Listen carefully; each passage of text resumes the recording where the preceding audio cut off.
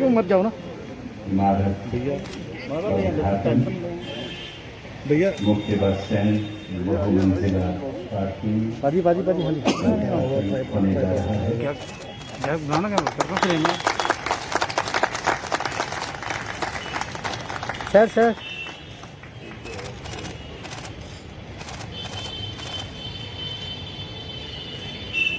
Thank you खूबसूरत सदस्य शर्मा जी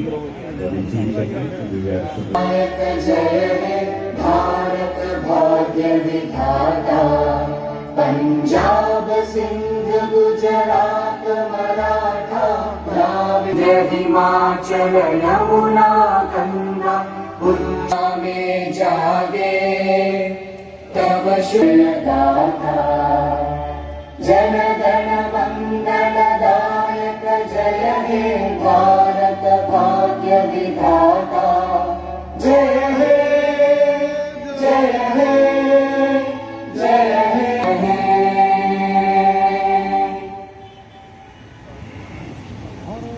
माननीय अतिथियों का स्वागत सुने जोरदार तालियों के बीच शॉल भेंट करते हुए माननीय राज्यपाल जम्मू कश्मीर श्री मनोज सिन्हा जी को पुनः निवेदन है धीरज गुप्ता जी से श्री चंद्रमोहन गुप्ता जी को शॉल भेंट करने गुप्ता जी को शॉल भेंट करते हुए पुनः गुजारिश धीरज गुप्ता जी से कि वो माननीय संसद सदस्य लोकसभा श्री धीरज गुप्ता जी माननीय संसद सदस्य श्री जुगल किशोर शर्मा जी को। और अब मेरा विनम्र निवेदन है, ये प्रसन्नता का विषय है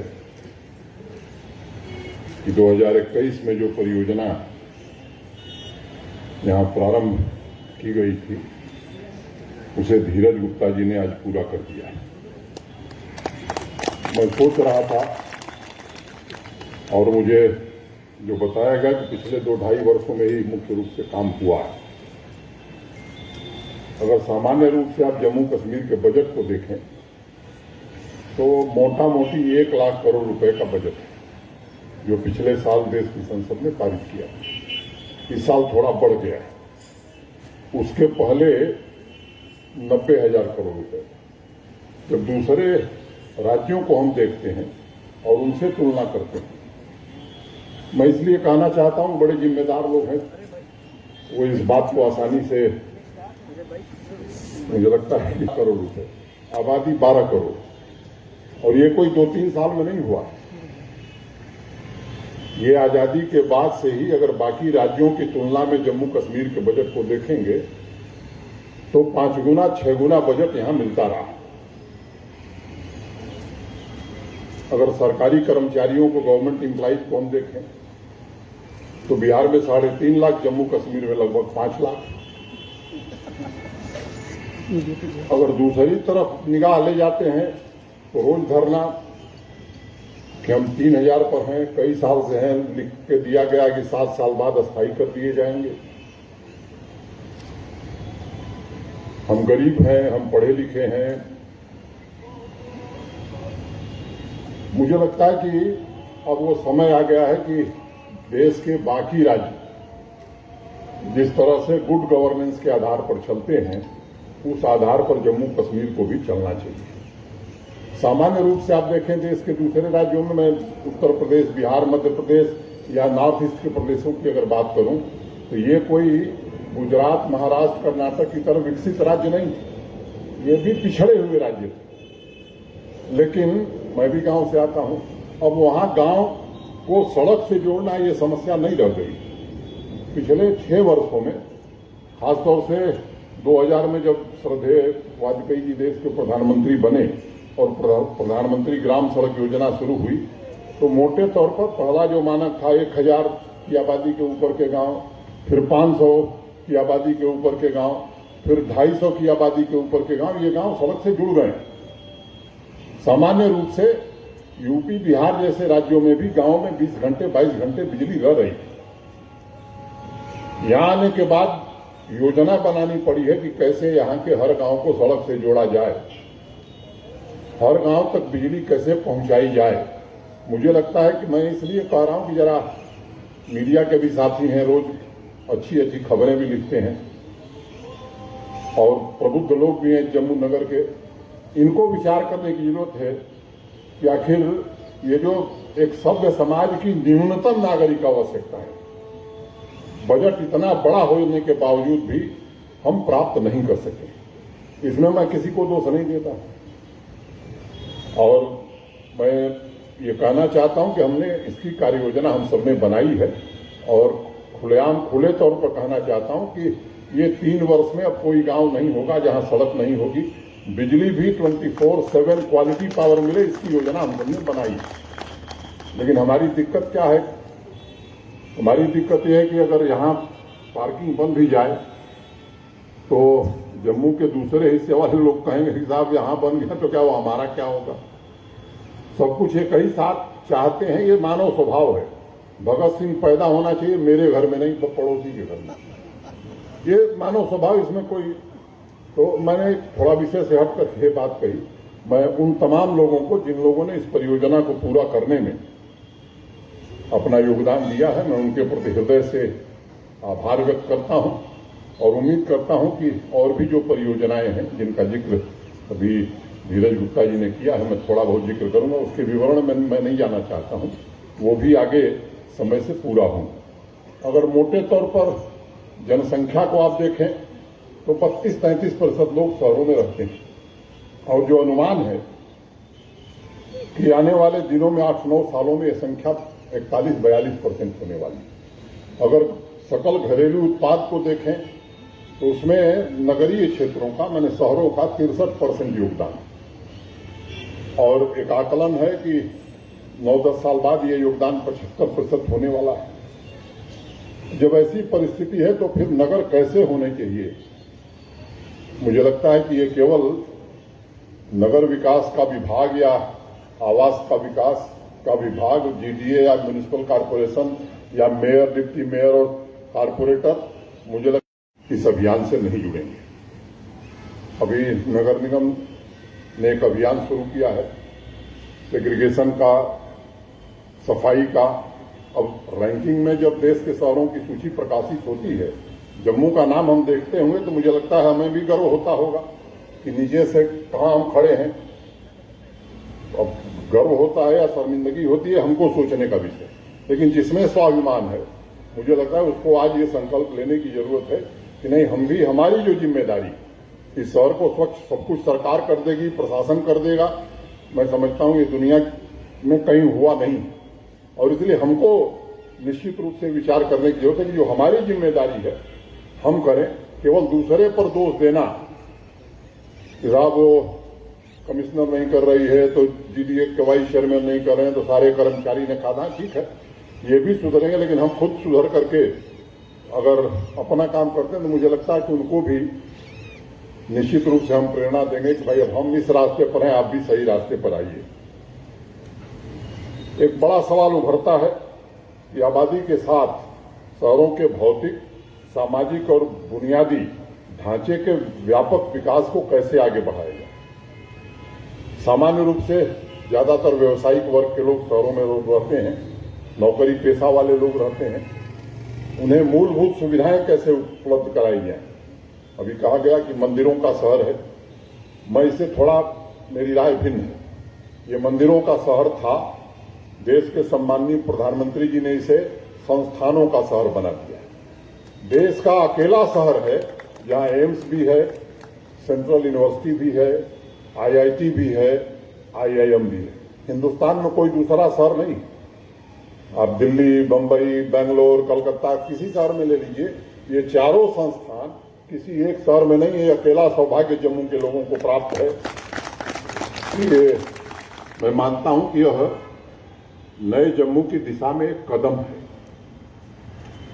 डेवलपमेंट अथॉरिटी के लोग, हमारे म्युनिसिपल कॉर्पोरेशन के लोग, धीरज गुप्ता जी, हमारे श्रमिक, हमारे इंजीनियर्स, हमारे सभी साथी जिन्होंने मेहनत से इसे पूरा किया है, मुझे लगता है कि वीडियो प्रेजेंटेशन आप सबने देखा है, मैं उसके विवरण में न जाकर के उनके प्रति आभार व्यक्त करता हूं।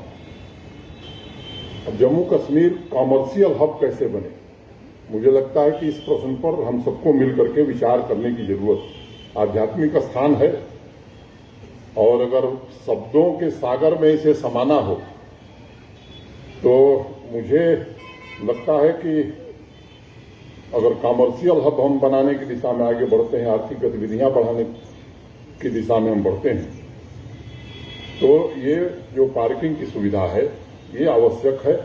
शहर पर जबरदस्त दबाव पड़ रहा था, आगे भी इस विकास को कैसे आगे बढ़ाया जाए। अभी जम्मू स्मार्ट सिटी बहुत दिन से यहाँ के लोग भी सुन रहे हैं, मैं भी 6 महीने हो गए, मुझे 6 महीने से मैं भी सुन रहा हूं। बताया मेयर साहब ने कि यहाँ के कुछ अधिकारी अभी अहमदाबाद गए और अहमदाबाद के लोग यहाँ आए थे, उस प्रेजेंटेशन में मैं भी था और आपको जानकर आश्चर्य होगा कि उसमें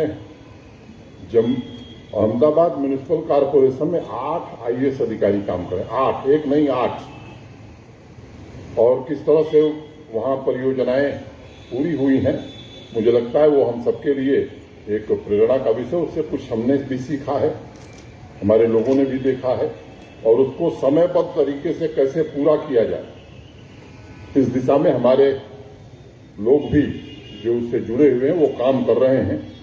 स्मार्ट अर्बन मोबिलिटी हो, इफिशिएंट ट्रैफिक मैनेजमेंट हो। अब धीरज जी ने शायद छोड़ दिया 7-8 इलाके जैसे हरी मार्केट, इंदिरा चौक, रघुनाथ बाजार, सालमार रोड, अभी ये पंज तीर्थी में बन रहे और बताया गया कि अब अगले साल मार्च तक ये पूरी हो जाएंगी। अब आईटी टावर भी बहुत दिन से आप लोग सुन रहे थे, एनबीसीसी वो काम शुरू कर रहा है और 1.5 साल के पहले ही बन जाएगा। इस काम को भी आगे बढ़ाया गया है। इस शहर में तकरीबन 33 प्रमुख मार्ग और उनकी स्थिति क्या होगी। हम चाहते हैं टूरिज्म बहुत फैले और यहाँ आइडिया बहुत है। मैं आपको बताऊं, जो मुझसे मिलता है वो टूरिज्म का देश का सबसे बड़ा एक्सपर्ट होता है, चाहे वो परचून की दुकान करता हो, लेकिन आइडिया इतनी अच्छी है उसके पास, जो आएगा वो पन्ने पर 5 इनोवेटिव आइडिया लेकर आता है। साहब अगर ये हो जाए तो टूरिज्म बढ़ जाएगा। मुझे लगता है कि कोई भी बाहर से आता है तो आपका शहर कैसा है, आपका व्यवहार कैसा है, इसे भी वो देखता है। इस पर भी थोड़ा हमें ध्यान देने की जरूरत है। जम्मू के नए और पुराने शहर के सड़कों की लंबाई देखें तो ये मोटे तौर पर 20 किलोमीटर के आसपास है और इसके लिए प्रशासन ने 4 स्ट्रीट नेटवर्क तैयार किया है और उससे यहाँ आर्थिक व्यवस्था भी ठीक होगी और सामान्य नागरिक के जीवन में भी परिवर्तन आएगा। किसी ने कहा कि बड़े हादसे होने लगे आजकल तेरे शहर में, बड़े हादसे होने लगे आजकल तेरे शहर में, कोई दिल चुरा ले गया और पता ही न चला। रहना साहब कि आपका मन मोह लेगा और आपको खबर भी नहीं होगी, ऐसा लोग कहते हैं। पिछले कुछ महीनों में जो काम हो रहे हैं उनको अगर मैं शब्दों से परिभाषित करूं तो मेयर साहब ने कहा स्विट्जरलैंड, मैं गया नहीं हूं और मैं चाहता भी नहीं हूं कि जम्मू स्विट्जरलैंड बने, माफ करिएगा मेयर साहब, लेकिन मैं समझता हूं कि यह शहरी पुनर्जागरण है जम्मू का और उसी को हम अगर पुनर्जागृत कर सके तो ये इस शहर के लिए और शहर के रहने वाले लोगों के लिए अच्छा होगा। मुझे याद है अक्टूबर महीने में बैक टू विलेज के साथ साथ एक माई टाउन माई प्राइड का कार्यक्रम भी हुआ था 2 दिन का। इस जम्मू म्युनिसिपल कॉर्पोरेशन को भी 5 करोड़ रुपए शासन की ओर से दिए गए। कुछ काम हो रहे हैं, इकोसिस्टम कैसे तैयार होगा इस पर विचार उसमें किया गया है, उस दिशा में काम भी हो रहा होगा और अर्बन लोकल बॉडीज को कैसे प्रभावी बनाया जाए। धीरज गुप्ता जी ने उसका विस्तार से जिक्र किया है। ये मैं समझता हूं कि केवल शब्दों से नहीं बल्कि वास्तव में जमीनी स्तर पर हमारे प्रशासन की पूरी मनसा है कि इसे जमीन पर हम उतारना चाहते हैं और इसके दिशा में जो कदम है वो कर रहे हैं। स्टेक होल्डर से भी चर्चा हुई है और प्रधानमंत्री जी के नेतृत्व में देश भर में मनाने जा रही है। ऐसे स्थानों के संरक्षण के लिए भारत सरकार स्वयं काम कर रही है। जैसे आपको ध्यान होगा, अभी कलकत्ता जब प्रधानमंत्री जी गए थे, नेताजी सुभाष चंद्र बोस के नाम से जो स्मारक है जिस तरह से भारत सरकार ने बनाया, तो आजादी के 75वीं वर्षगांठ पर मुबारक मंडी और शेरगढ़ी जम्मू कश्मीर के भी ये दो स्मारक ठीक से विकसित हों, इसकी योजना बनी। अभी मुकम्मल बन जाएगी तो समय सीमा भी हम आपको बता देंगे कि कब तक ये काम, लेकिन ये ऐसा काम नहीं कि 6 महीने 1 साल में हो जाएगा। ये लंबे समय तक चलने वाला काम है। 6 महीने में कुछ काम होगा, कुछ 1 साल में होगा, कुछ 1.5 साल में होगा, कुछ 2 साल में होगा, लेकिन यहाँ उसके भी विशेषज्ञ बहुत, मुबारक मंडी के भी जानकार बहुत है। मुझे समझ में नहीं आता है, लेकिन यहाँ हर विषय के जानकार है। उसके लिए भी जो लोग आते हैं ऐसी आइडिया लेके आते हैं, मैं दंग रह जाता हूँ कब पढ़े थे ये। आर्कियोलॉजी के भी एक्सपर्ट हैं, हेरिटेज के भी एक्सपर्ट हैं।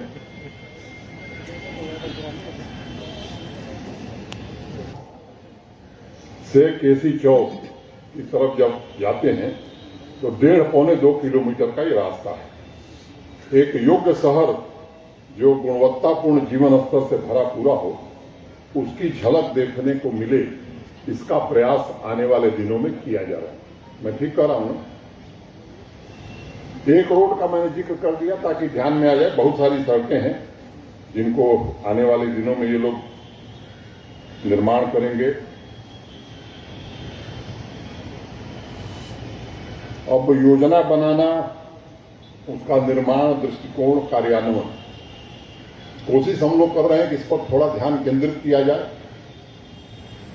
और मैं आप सबसे विनम्रता से बात जिम्मेदारी के साथ कहना चाहता हूं कि पारदर्शिता और जवाबदेही के साथ काम हो, इसमें कोई कसर हम लोग नहीं छोड़ेंगे। कोशिश कर रहे हैं आत्मनिर्भर जम्मू शहर बने। देश बन रहा है तो जम्मू को भी बनना चाहिए। और सस्टेनेबल डेवलपमेंट, ये दो मुख्य ऑब्जेक्टिव अगर लेकर के हम चलेंगे तो मुझे लगता है कि निश्चित रूप से हम अपने लक्ष्य को प्राप्त कर सकेंगे। तभी रिवर फ्रंट, जू, ये ऐसी चीजें हैं मुझे लगता है कि अनेक वर्षों से लोग सुन रहे हैं। मुझे लगता है कि अब इस परंपरा को थोड़ा हम लोग विराम देते हैं कि सुनने वाला काम बंद, करने वाला काम शुरू। इस दिशा में आगे बढ़ने की जरूरत है। जो अहमदाबाद के लोग हैं उस दिशा में भी कुछ बात आगे हुई है। एक बार जब ये हो जाए कि नहीं अब काम होने वाला है, तब मैं आपसे चर्चा करूंगा। कोशिश हम कर रहे हैं कि जल्द शुरू किया जाए। तभी रिवर फ्रंट को भी हमारे अफसरान भी मौके पर जा करके देखे भी हैं कैसे किया जाएगा, इस पर भी विचार कर रहे हैं। और इकोलॉजिकली सस्टेनेबल डेवलपमेंट कैसे होगा, ये उसमें मुख्य रूप से मैं समझता हूं कि सबसे महत्वपूर्ण विषय है। और ये इसके जानकार मनोज सिन्हा भी नहीं है, धीरज गुप्ता भी नहीं है, न चीफ सेक्रेटरी है। जम्मू शहर में बहुत लोग हैं, लेकिन हम खोज रहे हैं दूसरे लोगों को जो वास्तव में इसके एक्सपर्ट हैं, और वो उसी दिशा में काम करने की कोशिश हम कर रहे हैं।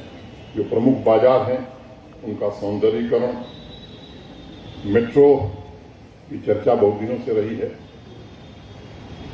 मैं आपसे निवेदन करना चाहता हूं कि मोटे तौर पर उस परियोजना को अंतिम चरण में है और यहां से स्वीकृत करके भारत सरकार को हम लोग भेज रहे हैं। 23 किलोमीटर जम्मू में और 25 किलोमीटर श्रीनगर में। ये मेट्रो अब कागजों में नहीं रहेगी, मूर्त रूप लेगी और लक्ष्य है कि 23 दिसंबर में इसे पूरा कर दिया जाएगा। साइकिल चलाने वाले, अब केवल गाड़ी वालों का इंतजाम होगा तो बड़ा मुश्किल हो जाएगा। इसका भी इंतजाम म्युनिसिपल कॉरपोरेशन और नगर विकास और आवास के लोग कर रहे हैं। अधिक सुरक्षित माहौल बनाने की कोशिश हो जा रही है और एक प्रकार की डिजाइन अधिकांश सड़कों की बनाई जा रही है ताकि जो आवे वो उसे समझ सके, दुकानों और मकानों की खूबसूरती भी बढ़ सके। आप सबको ध्यान में, प्रधानमंत्री जी के नेतृत्व में भारत सरकार ने एक इंडस्ट्रियल पॉलिसी जम्मू कश्मीर के लिए घोषित की है और मैं उम्मीद करता हूं कि योजना महत्वाकांक्षी है, निवेश भी, कालक भी महत्वाकांक्षी। ऊर्जा और हरित क्षेत्र के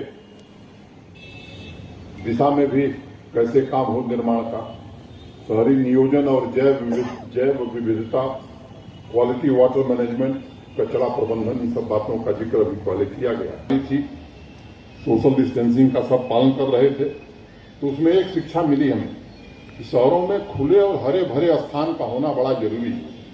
नहीं तो बड़े बड़े शहरों की हालत क्या हुई ये मुझे बताने की जरूरत नहीं है। तो स्वस्थ रहने की दृष्टि से इसका ध्यान रखना बड़ा जरूरी है। इंफ्रास्ट्रक्चर के निर्माण के साथ साथ नागरिकों की भागीदारी कैसे सुनिश्चित की जाए, तमाम राजनीतिक लोग हैं, इसलिए मुझे लगता है कि मुझे चर्चा करनी चाहिए। हर महीने किसी एक छुट्टी के दिन जेडीए और जेएमसी के सौजन्य से चयनित बाजारों में एक ऑकलैंड शहर है न्यूजीलैंड में स्ट्रीट फेस्टिवल वहां होता है। क्या जम्मू के लोग ऐसा फेस्टिवल महीने में एक दिन कर सकते हैं? मुझे लगता है कि इस पर विचार करने की जरूरत है। इससे एकीकृत समाज की भावना जागृत होती है। सोशल मीडिया पर हम संदेश देकर के स्वच्छता अभियान अगर जेएमसी चला रही तो क्या हम कह सकते हैं साहब हम भी जुड़े, आइए आप भी जुड़िए। इस तरह के काम अगर हम करते हैं किसी महीने में एक दिन, जो अच्छे पेंटर हैं शहर में फुटपाथ पर बैठ करके क्या पेंटिंग का काम हम अच्छे ढंग से कर सकते हैं। बजाय ज्ञान देने के कि हमारी विरासत बड़ी समृद्ध है, प्रशासन और सरकार को ये करना चाहिए, आइडियाज देने के बजाय थोड़ा अगर हम करेंगे तो मुझे लगता है कि जैसा जम्मू हम सब देखना चाहते हैं उसे हम देख सकें। रहने वाले नागरिक उस शहर को अपना मानते हैं और इंदौर म्यूनिसिपल कॉर्पोरेशन से कम काम इंदौर में रहने वाले लोग नहीं करते हैं। जब वो अभियान शुरू हुआ था मुझे लगता है कि उस दिशा में हमें सोचने की जरूरत है। ये 213 करोड़ की लागत से बना है। कमर्शियल कॉम्प्लेक्स अभी शुरू नहीं हुआ है, जल्द ही इसे भी शुरू किया जाएगा। और rain water harvesting, sewer treatment plant, इन सब बातों का भी ध्यान रखा गया है। जो लोग देश विदेश यहाँ घूमने वाले बहुत लोग हैं, हम लोगों को कम अवसर मिलता है। आपने गौर किया होगा कि हर शहर का एक स्लोगन होता है, कोई न कोई नारा। जैसे हमारे यहाँ कानपुर शहर, वहाँ मुख्य बाजार में दुकान भी चलती है तो दुकान पर एक नारा लिखा रहता है। एक वहाँ लड्डू वाला है, उसका नाम है ठग्गू के लड्डू, और नारा लिखा है कि ऐसा कोई सगा नहीं जिसको हमने ठगा नहीं। ऐसे ही अनेक शहरों के नारे हैं। जैसे जम्मू सिटी ऑफ टेम्पल्स, जैसे न्यूयॉर्क में लिखा है द सिटी दैट नेवर स्लीप्स। ऐसे ही अनेक शहरों में ये हमारी पहचान कैसे मिल सकती है, इसे हम कैसे जीवंत रख सकते हैं। और मुझसे अगर कोई पूछे कि जम्मू शहर के लिए क्या नारा होगा, तो मेरे हिसाब से द सिटी ऑफ ब्लिस, ये मैं नारा इसके लिए दूंगा। या मैं कहूंगा कि the eternal spiritual city on the earth. Kashi की तरह जम्मू भी मैं समझता हूं भावना से जुड़ा हुआ शहर है। यह मेरी अपनी भावना है। मैं आप सभी का, जेडीए के लोगों का, नगर के प्रबुद्ध लोगों का हृदय से आभार व्यक्त करता हूं। और अंत में दो पंक्तियों के साथ कि छूकर निकलती है जो हवाएं तेरे चेहरे को, छूकर निकलती हैं जो हवाएं तेरे चेहरे को, सारे शहर का मौसम गुलाबी हो जाता है। मैं उम्मीद करता हूं कि आने वाले समय में बसंत ऋतु आई है, मौसम गुलाबी हो रहा है, तो हम भी गुलाबी हों, इस नगर को भी गुलाबी बनाने में अपना योगदान करें। इतना ही निवेदन करते हुए मैं आप सबके प्रति हृदय से कृतज्ञता ज्ञापित करते हुए अपनी बात यहीं पूरी करता हूं।